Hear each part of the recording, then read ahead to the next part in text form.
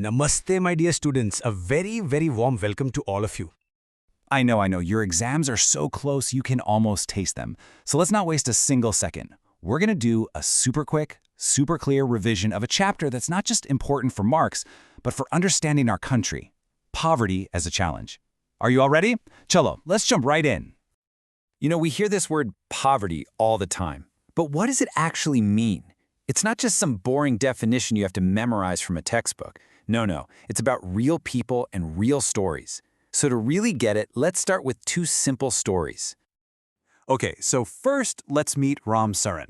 Picture him living in a crowded city slum. He's a daily wage laborer, which means he only gets paid if he finds work that day. Can you imagine that stress? Not knowing if you can feed your family tomorrow? Now let's go to a small village and meet Lakh Singh. He doesn't have any land of his own, so he does small jobs for bigger farmers. His family lives in a simple kucha hut. See, their lives seem different, one in the city, one in the village. But at the heart of it, their struggle is the same. So, what do these stories really teach us? This is a key point. Poverty isn't just about not having enough rupees. It's like being caught in a trap. It's about hunger, not having a proper home. It's about not being able to go to a doctor when you're sick or not having clean water. It's that constant worry because you don't have a steady job. It's all of these things put together. Okay, so if poverty is this big, complicated thing, how on earth do we measure it? How does the government figure out who is actually poor and who needs help? Well, for this, they use a special tool, and it's called the poverty line. Just think of the poverty line like an imaginary line.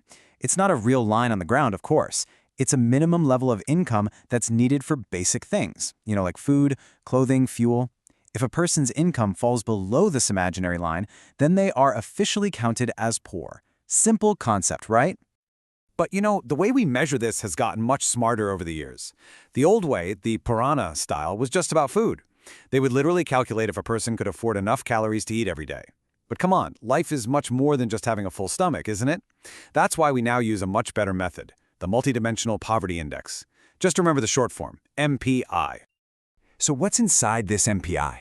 Well, instead of just looking at money, it looks at many things. It asks questions like, is the family getting proper nutrition? Are the children going to school? Do they have access to clean drinking water and a toilet? Do they have electricity? Do they have a bank account? See, by looking at all these things, we get a much clearer, much more real picture of poverty. Okay, so we know what poverty is, and we know how we measure it. Now for the really interesting part. What do the numbers actually say about poverty in our country, in India, today?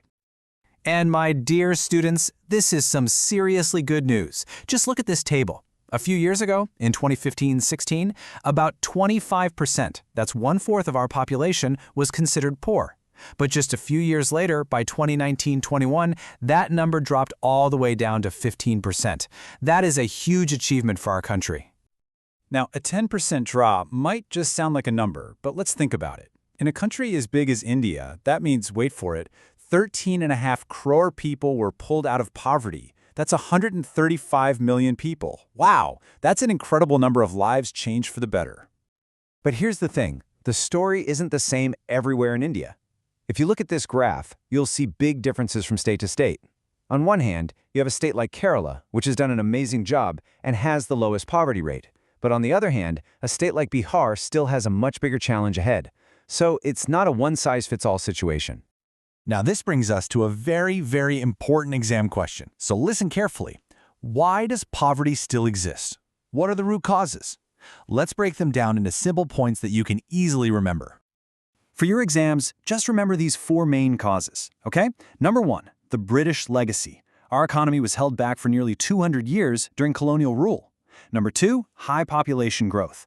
After independence, our population grew really fast, which meant more mouths to feed. Number 3, unequal distribution of land and resources. And finally, number 4, high indebtedness, which means poor families often get trapped in a cycle of loans they can never repay. Just remember these 4 points. So we know the problems, but what about the solutions? What is our country doing to tackle this huge challenge? Let's have a look at the government strategy. India's strategy to fight poverty is based on 2 main ideas. Think of it as a 2-pronged attack. First, promote economic growth. The thinking is, if the entire country's economy grows, it creates more jobs and opportunities for everyone. The second idea is to have targeted anti-poverty programs, special schemes designed to directly help the poorest of the poor. And if you need the perfect example of a targeted program for your exam, you must remember this one. MGNREGA. That's MGNREGA. What does it do? It's brilliant, actually. It guarantees 100 days of paid work every year to any family in a village that asks for it. It acts like a safety net. This is a super, super important example. All right, we've covered so much. Time for a quick fire round to make sure everything is locked in your brain. I'm going to ask you a couple of common exam questions. Let's see how you do. Ready? Let's go. First question. We know poverty can affect anyone, but are there some social groups in India that are more at risk than others? Think about it for a second. And the answer is scheduled caste, or SC, and scheduled tribe, or ST, households. Because of social and historical reasons, these groups unfortunately remain the most vulnerable. If you got that right, brilliant. Give yourself a pat on the back. Okay, ready for question number 2? We just talked about this. What are the two main pillars, the two main strategies that the government of India uses to fight poverty? And the answer is promotion of economic growth and targeted anti-poverty programs. And you can even give MGNREGA as an example for the second point. Excellent. You are all doing so well. As we finish, I want to leave you with this powerful thought from Mahatma Gandhi. He said, India would be truly independent only when the poorest of its people become free of human suffering. This is such a beautiful reminder of why this chapter and this fight against poverty is so important for our nation. And that's it. That's our quick revision of poverty as a challenge. See? Not so difficult, right? You have understood everything perfectly. You are well prepared. So walk into that exam hall with your head held high, feeling confident. You are going to do wonderfully. All the very, very best.